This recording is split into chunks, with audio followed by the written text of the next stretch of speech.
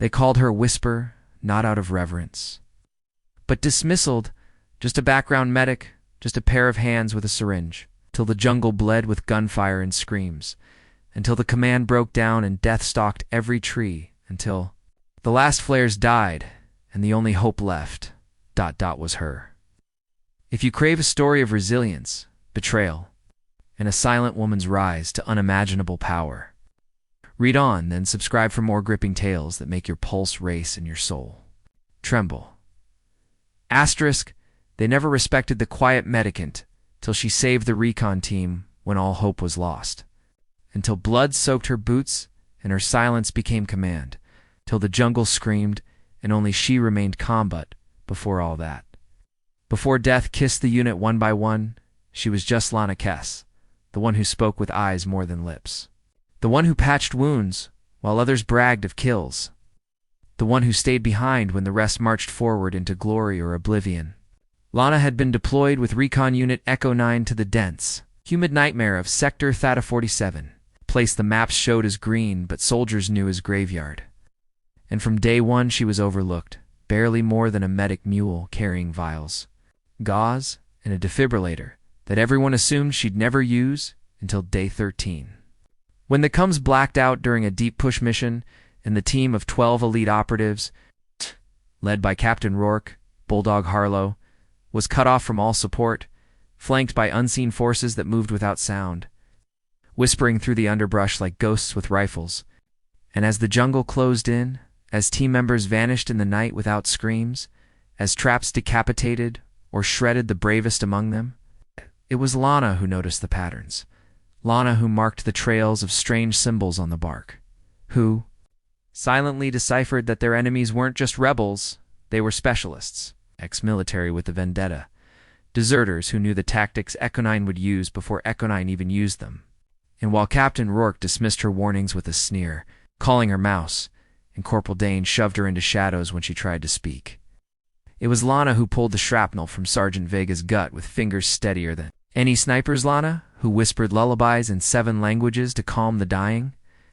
Lana, who stored every step of the enemy's encroachment into memory like a living GPS. And when Rourke was captured during a fake truce meet, his screams broadcast over stolen radio frequencies, the team splintered, morale collapsing faster than their rations until 4 of the remaining 6 decided to desert and make for extraction. Alone, only to walk straight into a minefield mapped by Lana days before, and she'd tried to warn them. God, she'd tried, but they'd laughed. And their laughter turned to wet meat sounds as limbs rained down, and it was then that Lieutenant Pruitt, once the team's moral compass, turned to Lana with eyes full of fear and reverence, saying, "What do we do now?"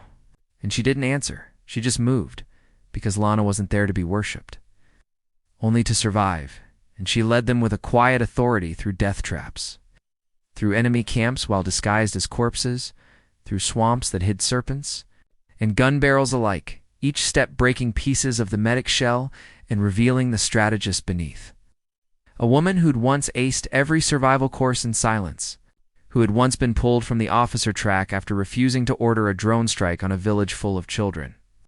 A medic by choice, a leader by instinct, and when they found Rourke's body flayed and used as a warning to other soldiers, she did not cry, she simply took his tags and buried him beneath the roots of a flame tree and vowed none of her remaining 3 would die that way. What she didn't know was that one of them had already betrayed them.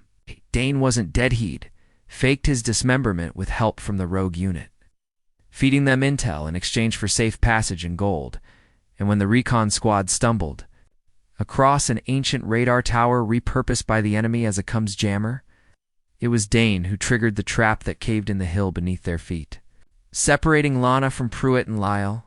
And she woke up, buried to her ribs in mud, breathing through a reed, surrounded by corpses, some enemy, some not, and it was there, hallucinating from dehydration and blood loss, that she met Captain Navarro, thought dead from a previous failed op, chained in a pit below the earth, broken but still brilliant. And together they plotted their return, using flares made from crushed chemlights and glass to signal her remaining allies, who saw and risked all to reach her. And when they returned, it was Lana, not Navarro, who led the charge into the enemy stronghold.